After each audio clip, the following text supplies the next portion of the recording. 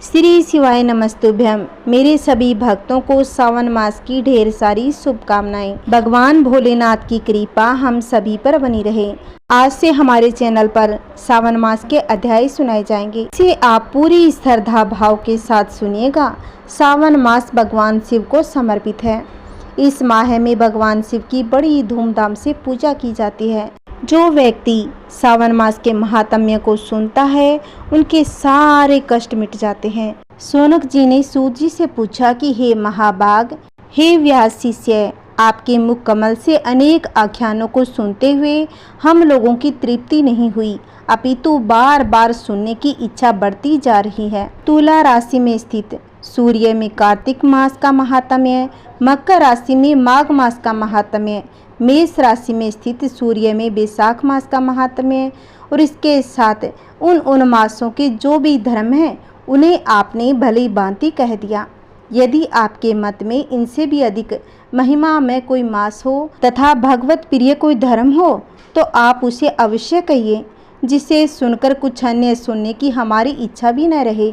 वक्ता को श्रद्धालु श्रोता के समक्ष कुछ भी छिपना नहीं चाहिए। सूत जी बोले, हे मुनियों, आप सभी लोग सुने। मैं आप लोगों के वाक्य गौरव से अत्यंत संतुष्ट हूँ। आप लोगों के समक्ष मेरे लिए कुछ भी गोपनीय नहीं है। दम्भ रहित होना, आस्तिकता, सठता का परित्याग, उत्तम भक्ति, सुनने की इच्छा, विनम्रता, ब्राह्मणों के प्रति भक्ति प्रायणता, सुशीलता, मन की शिथिलता, पवित्रता और तपस्वी और अनुसूया, ये श्रोता के 12 गुण बताए गए हैं। ये सभी आप लोगों में विद्यमान है। अतः मैं आप लोगों पर प्रसन्न होकर उस तत्व का वर्णन करता हूँ। एक समय प्रतिभाशाली सनत कुमार ने धर्म को जानने की इच्छा से परम भक्ति से युक्त होकर विनम्रता पूर्वक ईश्वर भगवान शिव से पूछा। सनत कुमार बोले, योगियों के द्वारा आराधनीय चरण कमल वाले हे देव महाभाग, हमने आपसे अनेक व्रतों तथा बहुत प्रकार के धर्मों का श्रवण किया, फिर भी हम लोगों के मन में सुनने की अभिलाषा है। 12 मासों में जो मास सबसे श्रेष्ठ, आपकी अत्यंत प्रीति कराने वाला, सभी कर्मों की सिद्धि देने वाला हो और अन्य मास में किया गया कर्म यदि इस मास में किया जाए तो वह अत्यंत फल प्रदान करने वाला हो, हे देव उस मास को बताने की कृपा कीजिए। साथ ही लोक अनुग्रह की कामना से उस मास के सभी धर्मों का भी वर्णन कीजिए। ईश्वर बोले, हे सनत कुमार, मैं अत्यंत गोपनीय भी आपको बताऊंगा। हे सुवर्त, हे विधि नंदन, मैं आपकी सुनने की इच्छा तथा भक्ति से प्रसन्न हूँ। 12 मासों में सावन मास मुझे अत्यंत प्रिय है। इसका महात्म्य सुनने योग्य है, अतः इसे श्रावण कहा गया है। इस मास में सावन नक्षत्र युक्त पूर्णिमा होती है, इस कारण इसे भी सावन कहा गया है। इसके महात्म्य के सुनने मात्र से यह सिद्धि प्रदान करने वाला है, इसीलिए भी यह सावन संज्ञा वाला है। निर्मलता गुण के कारण यह आकाश से सदृश है, इसीलिए नभा कहा गया है। इस सावन मास के धर्मों की गणना करने में इस पृथ्वी लोक में कौन समर्थ हो सकता है। जिसके फल का संपूर्ण रूप से वर्णन करने के लिए ब्रह्मा जी 4 मुख वाले हुए, जिसके फल की महिमा को देखने के लिए इंद्र 1000 नेत्रों से युक्त हुए, जिसके फल को कहने के लिए शेषनाग 2000 जीवाओं से संपन्न हुए। अधिक कहने से क्या प्रयोजन। इसके महात्म्य को देखने और कहने में कोई भी समर्थ नहीं है। हे मुने, अन्य मास इसकी एक कला को भी नहीं प्राप्त होते। ये सभी व्रतों तथा धर्मों से युक्त है। इस महीने में एक भी दिन ऐसा नहीं है जो व्रत से रहित दिखाई देता हो। इस माह में प्राय सभी तिथियां व्रत युक्त हैं। इसके महात्म्य के बारे में मैंने जो कहा वह केवल प्रशंसा मात्र नहीं है। जिज्ञासाओं, भक्तों, अर्थ की कामना करने वाले, मोक्ष की अभिलाषा रखने वाले, अपने अपने अभीष्ट की आकांक्षा रखने वाले, चारों प्रकार के लोगों, ब्रह्मचार्य, गृहस्थ, वानप्रस्थ, संन्यास आश्रम वाले को भी इस सावन मास में व्रत अनुष्ठान करना चाहिए।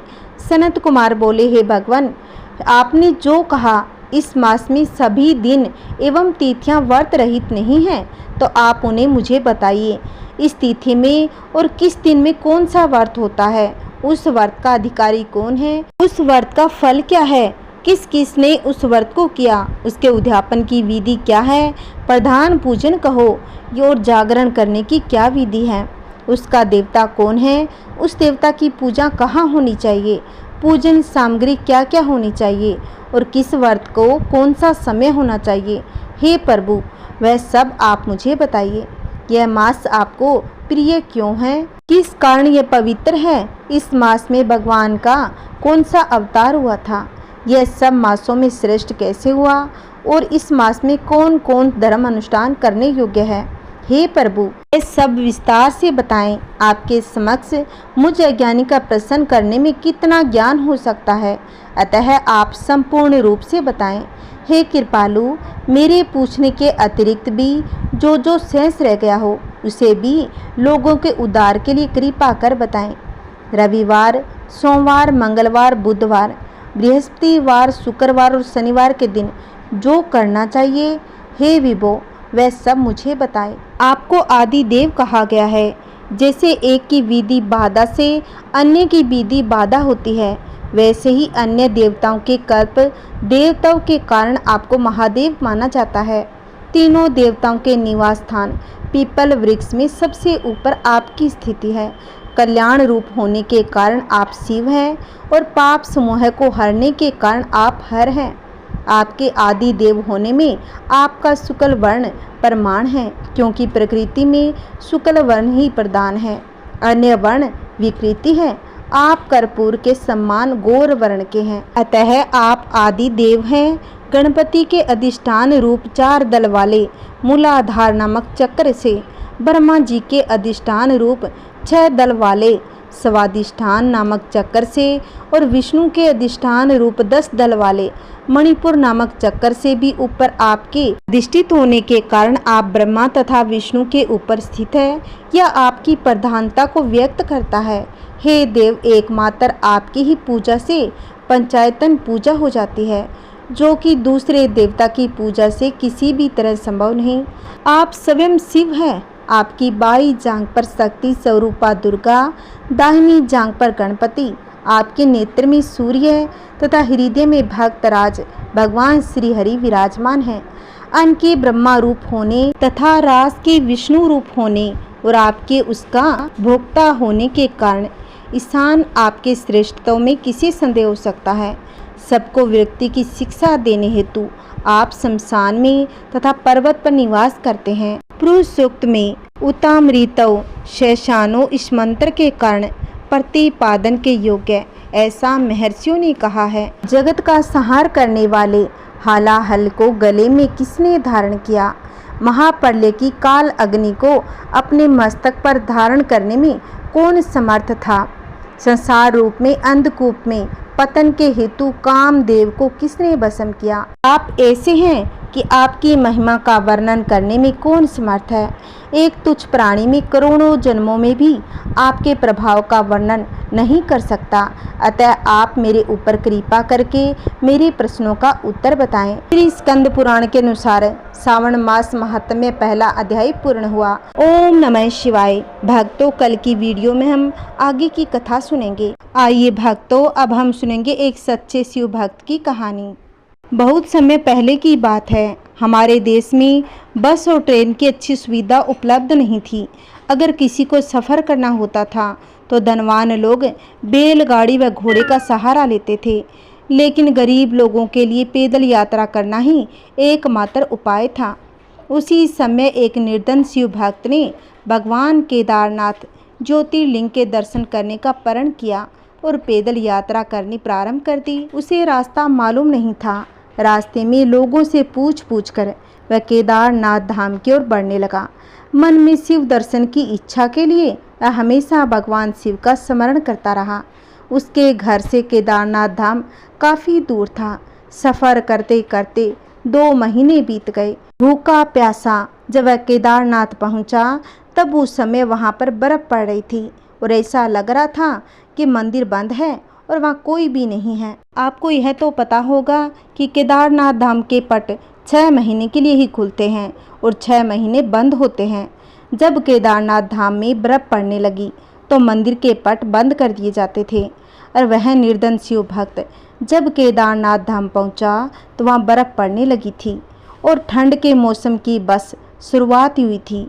उसने देखा कि मंदिर के पुजारी जी मंदिर के पट बंद करके अपने घर जा रहे थे और उसने तुरंत उस पुजारी जी से आग्रह किया कि उसे एक बार केदारनाथ भगवान महादेव के दर्शन करने दिया जाए। पुजारी जी ने उससे कहा कि बेटा, अब मंदिर के पट तो 6 महीने बाद ही खुलेंगे, तुम 6 महीने बाद आना। ऐसा सुनकर उस शिव भक्त की आंखों में आंसू आ गए और वह बहुत ही दुखी हो गया। मन ही मन में सोचने लगा, अब मैं कहाँ जाऊँ और मैं कैसे दर्शन करूँ। उसने फिर से आग्रह किया और पुजारी जी के पैर पकड़ लिए और गिड़गिड़ाते हुए बोला, मैं बहुत दूर से आया हूँ, 2 महीने पैदल चलकर और जगह जगह रुक रुक कर भूखा प्यासा, मुझे महादेव के दर्शन करने दो। पुजारी जी ने उसकी एक न सुनी और उससे कहा, अगर दर्शन करना है तो 6 महीने बाद आना, या तो यहीं 6 महीने रुक जाओ, लेकिन इस ठंड और बर्फ़ में तुम यहाँ पर एक रात भी नहीं रुक पाओगे, वापस लौट जाओ, हम पट नहीं खोल सकते। उस गरीब आदमी की उसने एक भी नहीं सुनी। अगर वहीं पर कोई धनवान व्यक्ति होता तो शायद पट खुल सकते थे, लेकिन उस निर्धन के लिए कौन पट खोलता। पुजारी जी के जाने के बाद निर्धन शिव भक्त निराश होकर मंदिर के बाहर बैठकर रोने लगा और एकाएक उसने यह मन बना लिया कि बिना दर्शन करे मैं कहीं नहीं जाऊंगा। उसे महादेव पर पूरा विश्वास था और यकीन था कि महादेव कोई न कोई लीला अवश्य दिखाएंगे। ऐसा सोचकर उसने वहीं मंदिर के बाहर रुकने का प्रण कर लिया। महादेव के भक्त भी बड़े विचित्र होते हैं, वह महादेव के दर्शन किए बिना नहीं मानते। केदारनाथ की बर्फीली ठंड में वह शिव भक्त मंदिर के बाहर बैठा भगवान शिव का स्मरण कर रहा था। रात होते ही ठंड और बढ़ गई। बस उस जगह पर किसी भी मनुष्य के लिए एक पल ठहरना भी कठिन था, लेकिन वह वहीं बैठा रहा। उसी दौरान उसने रात के अंधेरे में एक अघोरी बाबा को अपनी ओर आते देखा और अघोरी बाबा उसके पास आए। उन्होंने उससे पूछा कि तुम इस वक्त यहाँ क्या कर रहे हो। फिर उस शिव भक्त ने बाबा को समस्त हाल कह सुनाया। बाबा ने कहा, बेटा तुम निराश मत हो, मंदिर के द्वार खुलेंगे और तुम भगवान शिव के दर्शन जरूर करोगे। फिर बाबा ने निर्धन शिव भक्त से कहा कि तुम थक गए होंगे, एक काम करो, मेरे पास थोड़ा खाना है, उसे खाकर आराम कर लो, मैं आग जला देता हूँ। शिव भक्त सचमुच बहुत थक चुका था। उसने खाना खाया और आग की गर्माहट के सामने उसको नींद आ गई। दूसरी सुबह जब उसकी नींद खुली तो बाबा वहाँ पर नहीं थे और बर्फ़ भी साफ़ हो चुकी थी। ऐसा लग रहा था जैसे सर्दियों का मौसम ही नहीं। उसको आश्चर्य हुआ कि केदारनाथ में लगातार 6 महीने बर्फ़ पड़ती है, लेकिन अचानक यह क्या हो गया। कुछ ही देर बाद उसने देखा कि मंदिर के पुजारी जी अपने साथियों के साथ मंदिर की ओर चले आ रहे थे। जब पुजारी जी मंदिर के पास पहुँचे तो शिव भक्त ने बड़ी जिज्ञासा से पूछा, क्या मंदिर के पट आज खुल जाएंगे? तो पुजारी जी ने कहा, हाँ, आज 6 महीनों की सर्दियों के बाद मंदिर के पट खुलेंगे। पुजारी जी पहले उस भक्त को पहचान नहीं पाए। ऐसा सुनकर उस शिव भक्त ने कहा, 6 महीने बाद, लेकिन आप तो कल ही मंदिर के पट बंद करके गए हो। ऐसा सुनकर पुजारी जी ने अपने दिमाग पर जोर डाला और कहा कि तुम तो वही हो ना जो 6 महीने पहले भगवान केदारनाथ के दर्शन के लिए आए थे, लेकिन मंदिर के पट बंद होने के कारण दर्शन नहीं कर पाए थे। तब उस भक्त ने कहा कि पुजारी जी, मैं तो कल ही यहाँ आया था और रात में यहीं सो गया, आज आप आ गए, 6 महीने कहाँ से हो गए। तब पुजारी जी को संदेह हुआ। उन्होंने उससे पूछा कि बेटा, रात में तुम्हारे साथ क्या हुआ था। तब उस मासूम शिव भक्त ने पुजारी जी को सारी बात बता दी। रात में मेरे पास एक बाबा आए थे, उन्होंने मुझे खाना दिया, आग जलाई और मुझे आराम करने को कहा। पुजारी जी ने पूछा, बेटा वह बाबा कैसे दिखाई दे रहे थे। शिव भक्त ने कहा कि एकदम अघोरियों की तरह लंबे लंबे बाल, हाथ में त्रिशूल और माथे पर त्रिपुर था। बस इतना सुनकर पुजारी जी उनके साथी उस शिव भक्त के चरणों में गिर गए और कहा कि तुम धन्य हो, तुम धन्य हो, तुम्हारे पास स्वयं महादेव आए थे। उन्होंने अपनी योग माया से तुम्हारे 6 महीने को एक रात में परिवर्तित कर कालखंड को छोटा कर दिया। यह सब तुम्हारी सच्ची भक्ति और श्रद्धा के कारण हुआ है। इतने वर्षों से हमने से कोई भी भगवान शिव के दर्शन नहीं कर पा सका, लेकिन तुम्हें भगवान शिव ने साक्षात दर्शन दिए हैं और तुम्हारी रक्षा भी की है। यही कारण है कि केदारनाथ को जागृत महादेव कहा जाता है, जो अपने भक्तों को बहुत ही जल्दी दर्शन देते हैं। उनके दर्शन करने आए लोगों की रक्षा भी करते हैं। स्कंद पुराण में भगवान शंकर माता पार्वती से कहते हैं, हे प्राणेश्वरी, यह क्षेत्र उतना ही प्राचीन है जितना कि मैं हूँ। मैंने इसी स्थान पर सृष्टि की रचना के लिए ब्रह्मा के रूप में पर ब्रह्मात्व को प्राप्त किया। तभी से यह स्थान मेरा चिर परिचित आवास है। यह केदारखंड मेरा चिर निवास होने के कारण स्वर्ग समान है। केदारनाथ में शिव का रुद्र रूप निवास करता है, इसीलिए संपूर्ण क्षेत्र को रुद्रप्रयाग कहते हैं। केदारनाथ का मंदिर उत्तराखंड के रुद्रप्रयाग जिले के रुद्रप्रयाग नगर में है। यहाँ भगवान शिव ने रुद्र रूप में अवतार लिया था। देश के 12 ज्योतिर्लिंगों में सर्वोच्च है केदारनाथ धाम। मानो स्वर्ग में रहने वाले देवताओं का मृत्यु लोक को झांकने का यह झरोका हो। धार्मिक ग्रंथों के अनुसार 12 ज्योतिर्लिंगों में केदार का ज्योतिर्लिंग सबसे ऊंचा स्थान है। मान्यता है कि काशी, गुप्त काशी, उत्तर काशी क्षेत्र शिव के त्रिशूल पर बसा है। यहीं से पाताल और यहीं से स्वर्ग जाने का मार्ग है। पार्वती पते हर हर महादेव, ओम नमः शिवाय। जैसे भगवान शिव ने निर्धन की सुनी, वैसे सबकी सुनना। कहते सुनते हुंकारा भरते, सभी के घर में सुख शांति बनाए रखना। बोलिए शिव पार्वती की जय। आइए भक्तों, अब हम सुनेंगे शिव चालीसा।